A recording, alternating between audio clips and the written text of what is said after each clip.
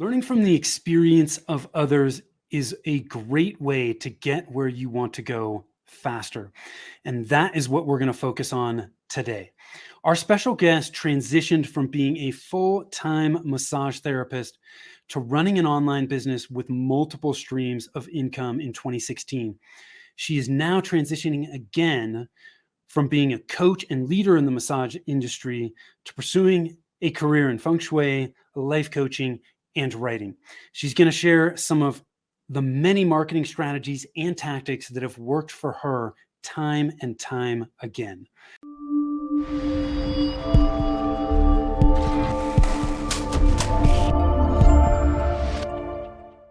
Hi, I am Tim Fitzpatrick with Rialto Marketing, where we believe marketing shouldn't be difficult. All you need is the right plan. I am super excited to have with me today Gael Wood with Elevate with Gael. Gael, thanks so much for taking the time to be here. Yeah, thanks for having me. Yes, welcome. So I'm excited to dig into this. There's no shortage of money-making ideas out there, and I know you're going to share a ton of awesome stuff from all your experience. Before we dig into that, I want to ask you some rapid fire questions to help us get to know you a little bit. Okay. You ready to jump in with both feet? I think so. Yeah. Okay. When you're not working, how do you like to spend your time? I like to spend my time hanging out with my family, decorating my house. I'm into my Feng Shui and decorating, so I'm always redoing a room somewhere in my house, and traveling. We love to take family trips, go to beaches, go on rock climbing trips. So we're out of town about half the weekends. Okay, that sounds fun. What's your hidden talent? My hidden talent is cooking food for large groups.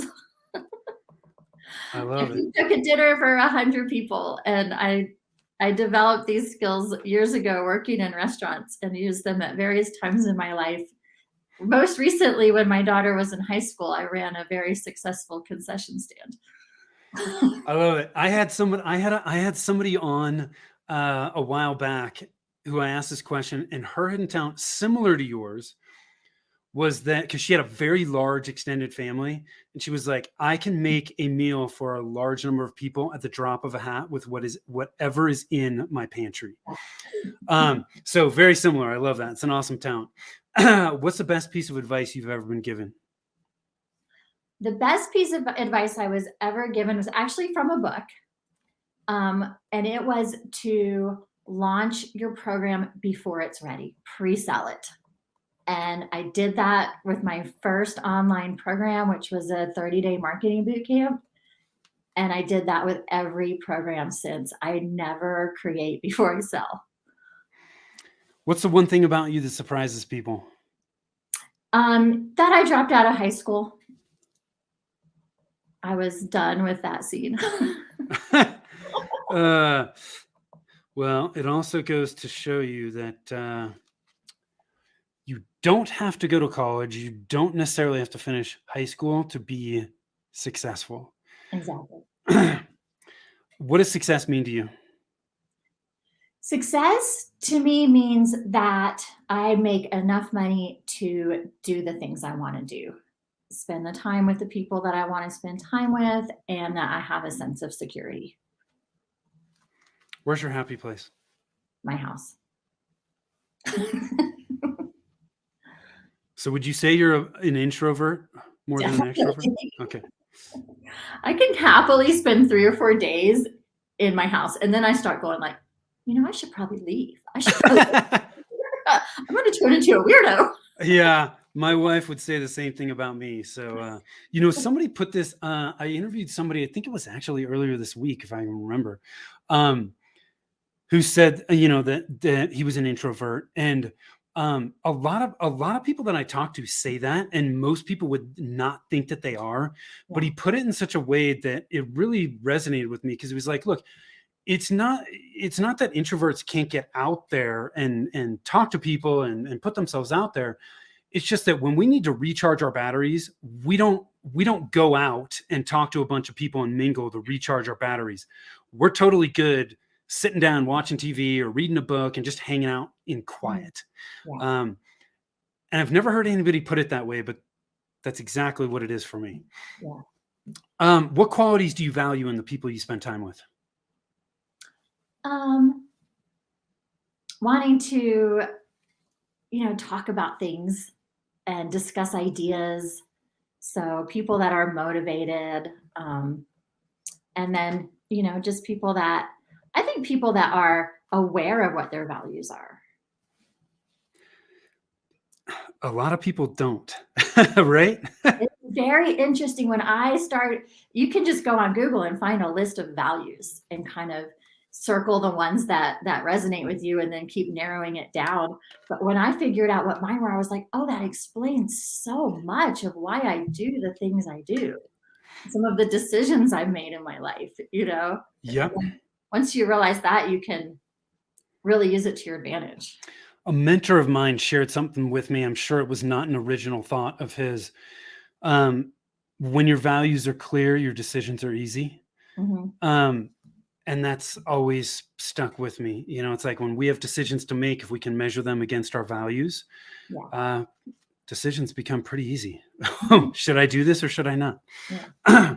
So, Gail, you have an interesting past. You've done a lot of different things. Tell us more about, you and what you're doing now since you're transitioning again. Who are you working with? How are you helping them? Yeah, so I closed my business Massage and Spa Success actually on January 3rd. So I'm still feel like I'm in a period of transition. I gave myself till April to figure it out, but it will probably not quite be figured out by April. But what I wanted to do was I feel like I have the skills to help people outside of just the massage and spa niche. So I wanted to expand out and help people really take their ideas and build businesses and lives from what they see inside of them. So I have a business mastermind for people that are starting an online business. When the pandemic hit, a lot of the massage therapists on my list were like, yeah, we want to have an online business. Will you show us how? So that's when that kind of started. I have just a monthly challenge club. One of the ways that I like to implement the habits that help move me forward in life is to do challenges. So I'll be like, well, I'll do this for 30 days. It's a great way to kind of hack your mind from telling yourself that it's too hard. If you're like, oh, it's just 30 days, I can do anything for 30 days. So it Yeah. helps you to try new things.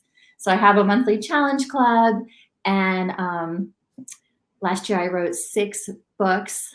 And so I'm just moving step by step. I have a new program that I'm planning to roll out when my son goes to high school. I've been homeschooling. We're pandemic homeschoolers. So 2.5 Okay. years of homeschooling unplanned. So I'm kind of just, in a way, treading water a little bit right now, I feel like, because I have a big dream for my new business. Yeah. I also have to take care of myself and not put too much pressure on. Got it. Yeah. And so your plan is primarily to work with small business owners and help them Yeah, small push through. business owners, anyone who's like, you know, I say I'm going to do more marketing, but every day I don't do it again. Yes. And How do kind I of do it consistently? getting past those hurdles. Why do we do the things that we do, and how can we, you know, make changes that Yeah. helps it to be easier to do those things. And like we were saying earlier with our values, if you know what your values are, like if time freedom is one of your top values and you try to put yourself into a super structured plan, well, you're not going to do it. Yeah. So just looking at all these different things. And I love coaching. I'm still doing business coaching because I like it and people Yeah. ask me to. So let's roll into this. You touched on something about with marketing and being consistent. Mhm. how can people show up and sell more consistently? So one of the best things I've done to show up and sell consistently is to create a daily piece of content. And then that piece of content can usually be leveraged in 4 or 5 different ways. So I have a daily goal of doing 10 sales activities myself. So the first thing I would recommend somebody do is just brainstorm all of the sales activities that you know how to do, that you can do in your business. And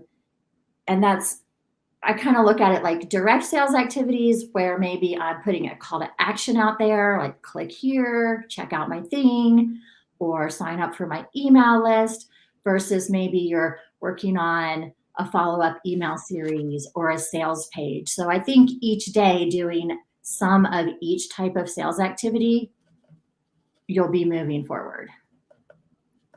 So, I mean, it just makes logical sense that, the more offers you put out there, because I mean, sales, it really comes down to a numbers game. You get enough of the right people to your sales page and the sales will come through. But how are you going to get enough of the right people to your sales page day in and day out? Yeah. And that is, consistent sales activities, connecting with the people on your list, in your audience, getting new people on your list and in your audience, and then combine that with some paid marketing activities and maybe having a virtual assistant who's also doing some sales activities. You can really make a big impact. Yeah, and leverage that. Mm-hmm. I love that. I think a lot of us don't focus on that enough. Like I love how my goal is to get 10 sales activities done each and every day. How this is going to vary by day, but how much time do you typically dedicate on your calendar to get those 10 activities done each day? I'd say probably 60 to 90 minutes. Okay. Including creating my piece of content. I'm currently looking for a VA to help me with some of that right now. Yeah. But if you just, I'll just sit down, set a timer. I'm going to do 30 minutes. I'm going to get my social media done for the day. Yeah. Get that content out there. And then 30 more minutes, I can put it up on my website as a blog. I can shoot a quick email out to my list. I can do both of those in about 30 minutes. And then one thing I love to do is kind of at the end of the day, if nobody needs me for anything, is I'll do 30 more minutes in the evening.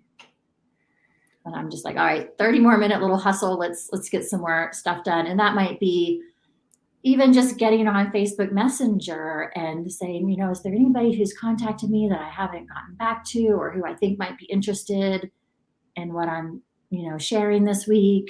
Yeah. And looking for those opportunities. So some of your sales activity too is just looking at those people you're connected with, whether it's, Facebook or LinkedIn or anything like that, and just sending out, proactive messages. Yeah. But I know, it might be somebody like who I know is in my mastermind, and then say, hey, you know what? I've got 2 spots in my coaching program. Would you be interested in learning more about that? If so, let's jump on Zoom this week. Yeah. And I'm not just like saying, here's my link, click on it. Yeah. Right. And then another thing that I feel like has gotten me so much over the years is doing frequent videos in live streams. So even the ones where you're like, well, nobody's watching my live streams. Who cares? Who cares? Yeah, do it anyways. I'll go back and look at live streams I did 2 or 3 years ago, and they have thousands of views. Yeah, and so I want to dig into your daily piece of content. Mm-hmm. Is your daily piece of content video? It can be. Usually it's written. Usually it's written. Okay, that's interesting. And if I do a video, that's kind of an extra. Yeah. Okay. Got it. I mean, honestly, I think for a lot of people, if they can get over the the hump of doing video? Are there roadblocks? A lot of people have fears around video. If you can get past that, video is such a fast way and an effective way to create content, because you can take it to audio, you can transcribe it. Yeah. Man, you get a lot of leverage from it. So I love video, but if that doesn't fit for you, you got to find that content medium that fits, because that's the only one that you're going to do consistently. Yeah. And so I love that too. And that's something I did a lot of when I was coming up with a new program for a massage therapist every month or two, is I would think of, maybe 3 or 4 videos to support that topic.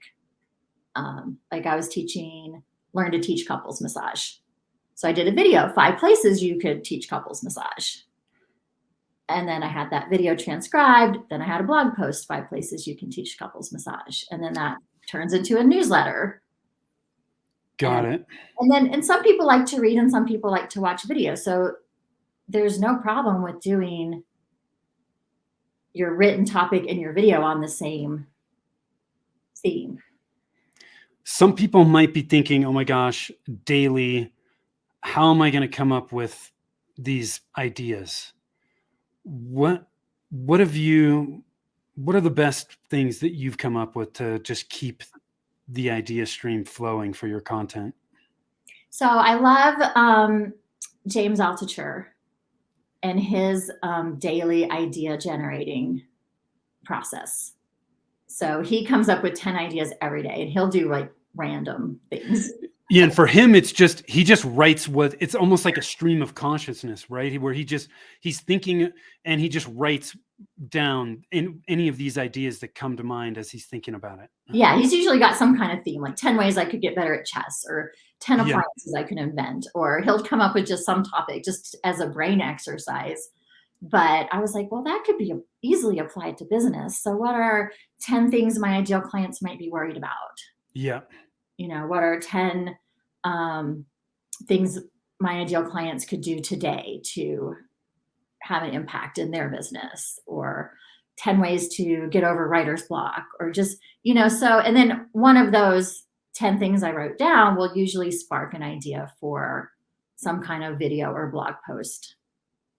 And the other thing I do is sometimes it's just like whatever I'm inspired. I read a lot, so I try to read every morning, and that will often spark some kind of topic that I want to talk about. I love that. So takeaways here: daily piece of content,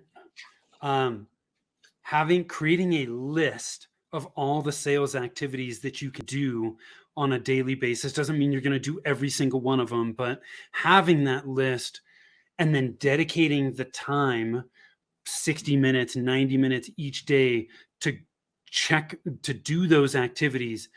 That's going to build that sales muscle, get you in the habit. And once you're in the habit, you've got some consistency. You're going to start to see some traction from that.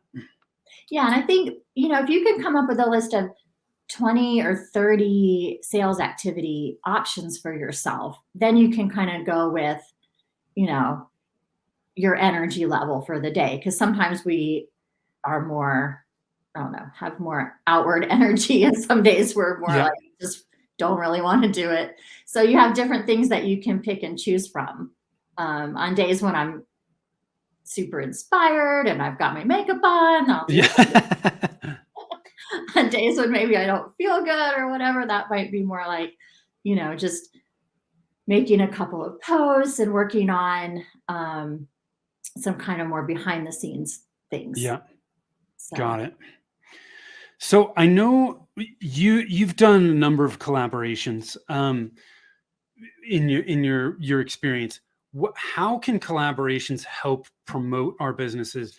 And how do we go about finding people to collaborate with? Yeah, I love collaboration. So when I first started in business, I think it was 2015, I saw the first bundle product I'd ever seen. And it was the herbs and essential oils bundle. And it was I was like, 20 people put in a product and made this bundle for sale. And I thought, that is a really cool idea, because if I get 10 people together and they each have an email list of 5,000, then that's suddenly 50,000 people Yeah. that know about my business and all their businesses. So I was like, this is the biggest win-win I could think of. So I was like, I'm going to do one for my industry. And that was my first collaboration. I did a bundle. I think I had around 10 contributors. And I just reached out to people that I knew in the industry that, were also online.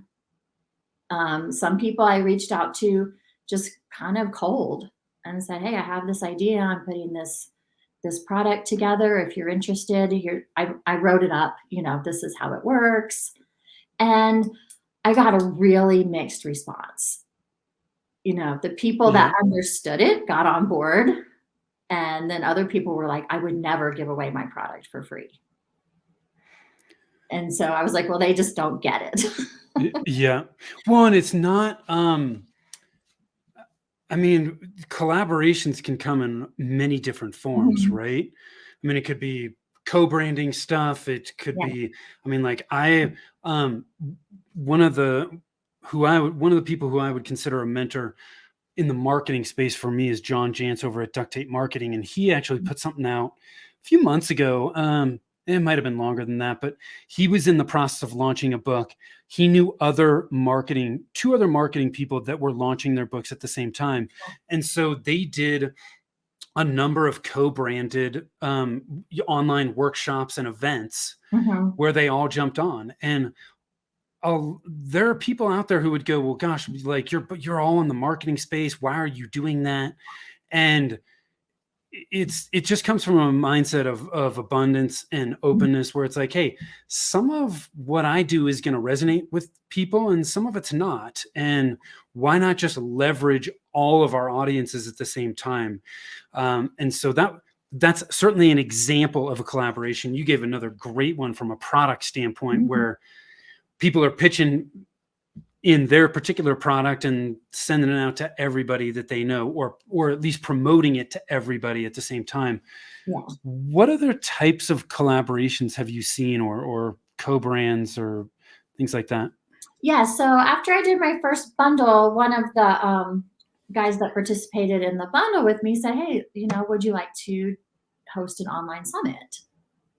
So we did the Global Wellness Professionals Marketing Summit for 4 years together. And that was really great. That's one of the ways I grew my list a lot. We made money from the summit.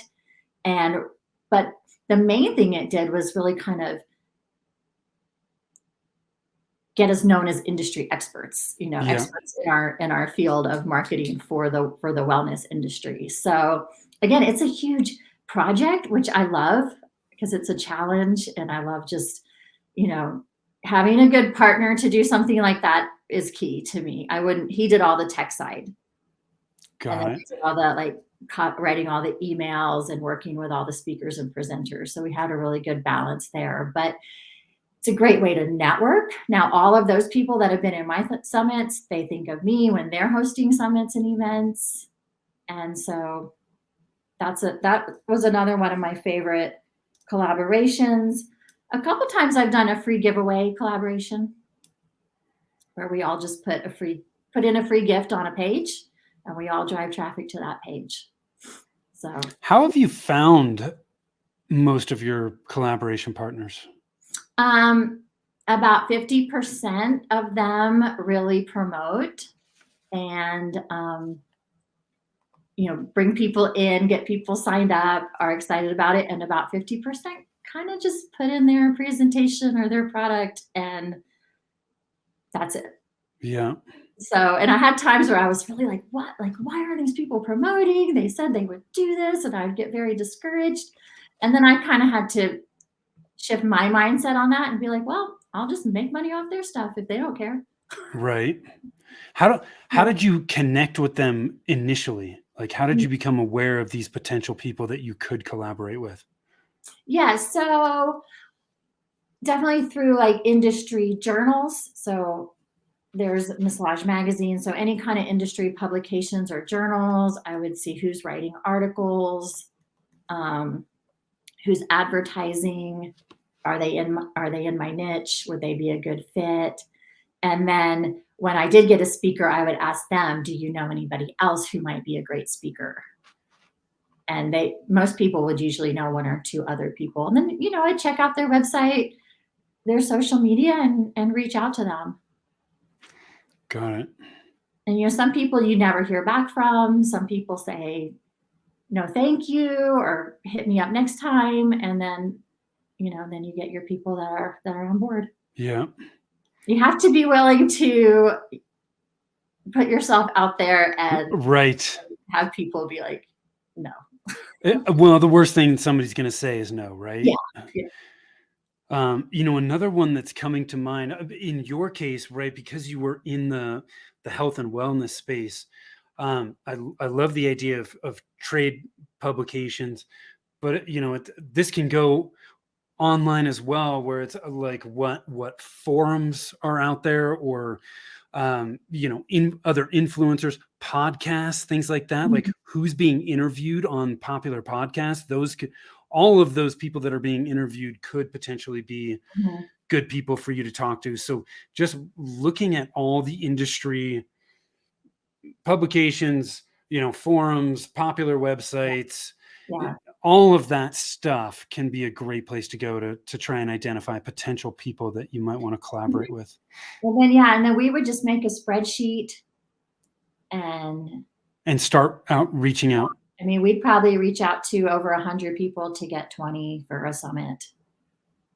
What types of, how was your, if you remember, like that initial outreach message, what is it like? Like, what are you saying in that message?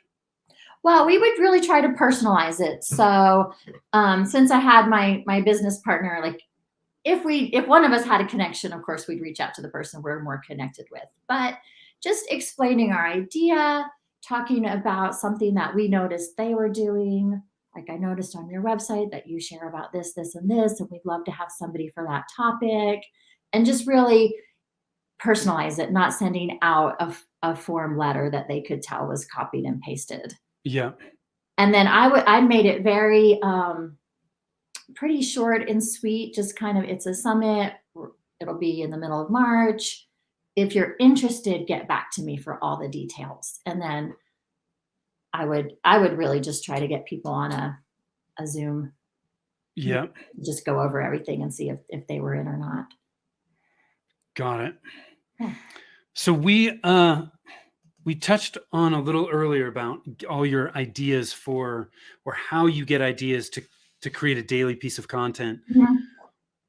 What's your strategy for getting money-making ideas? Is it similar, or what is it different? Tell me more about that. Similar.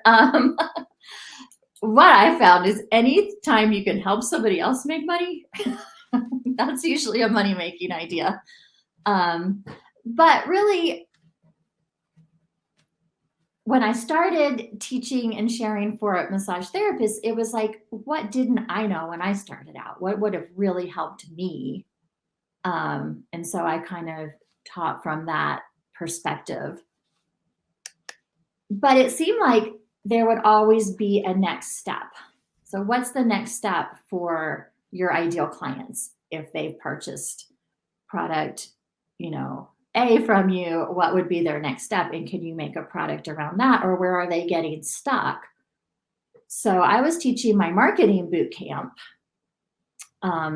Like every 6 months or so, I teach a 30-day marketing boot camp, and it was going great.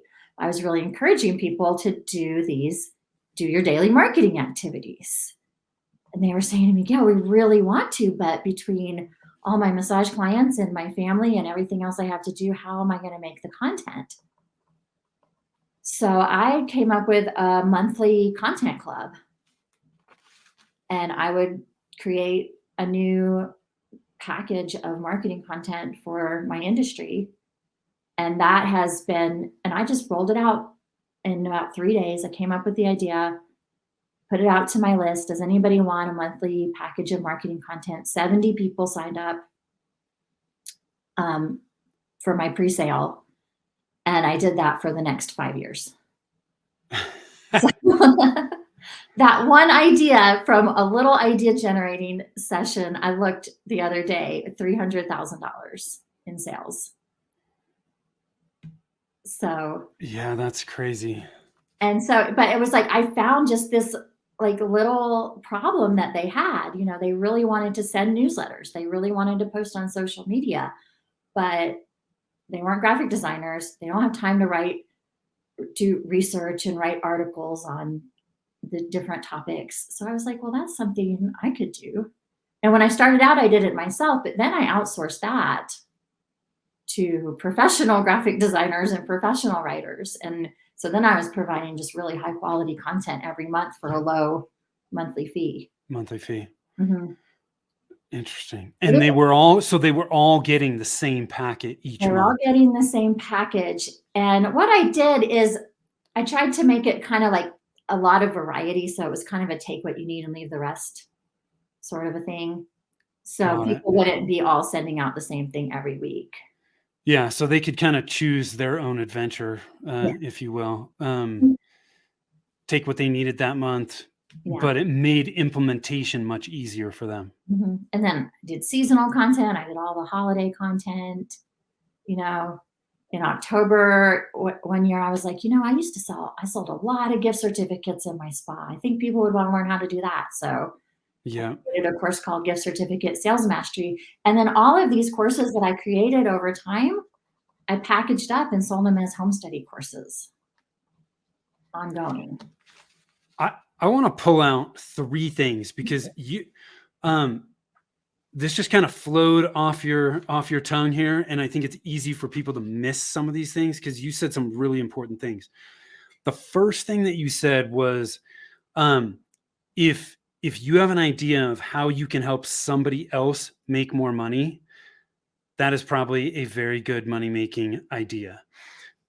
The second thing you touched on was, once I've given somebody a solution to a specific problem, if you can identify what the next problem that they're going to have is, since they've solved this first one, that's another money making idea, right? We're just stepping them up. It's like, hey, we solved this one. Now the next problem is going to be X.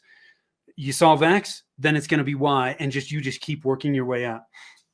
And the last thing you didn't necessarily say, but you listen to what your audience is telling you. Yeah. If we can listen, we just stop talking, hear what they have to say, they will give us ideas for what we can do to help them on their journey. Did I miss anything? No. Okay. Because that was gold right there. And I think it was easy for some people to miss that. Gail, this has been an awesome conversation. You've dropped some serious value here. Any last minute thoughts you want to leave us with, and then we'll let people know where they can learn more about you? I would just say it's really easy to overthink everything and get stuck, especially, when you're putting content out there and putting marketing out there. You might say, oh, I feel like I'm being repetitive or something like that. But the truth is, you do what you do. And so you do need to go out there and repeat yourself a lot. Yep. So I would say, try to not overthink and try to just take action, see what works, see what doesn't work, see what you like to do, and then lean into those things. We learn from the actions that we take. And marketing is all about testing. We got to put stuff out there, see what's happening, what's resonating, what's not, and then we can make those course corrections. So that is fantastic advice. If people are interested in learning more about you or learning more about your programs, Gail, where should they be going?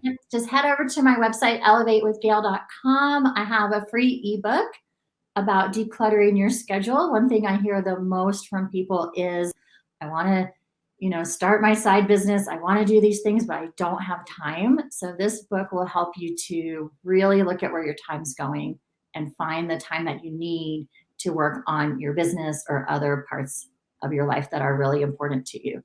And then from there, you can check out my blog and some of my videos and things, and hop on my internet. We'll hang out.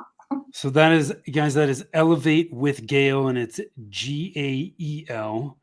So head on over there. Gail obviously has a wealth of experience. And if you're struggling, I'm sure she can help you push through some of those roadblocks. So thank you, Gail, for being here. I really appreciate it. To those that are watching, listening, thank you for tuning in. Again, I am Tim Fitzpatrick with Rialto Marketing. If you're struggling with your marketing, you're not quite sure what that next step should be to get where you want to go, head on over to our website at rialtomarketing.com. That's RIALTO marketing.com. Click on the Get a Free Consultation button. I would be happy to chat with you and give you some clarity on where you should be focusing right now to get where you want to be. Thanks so much. Till next time, take care.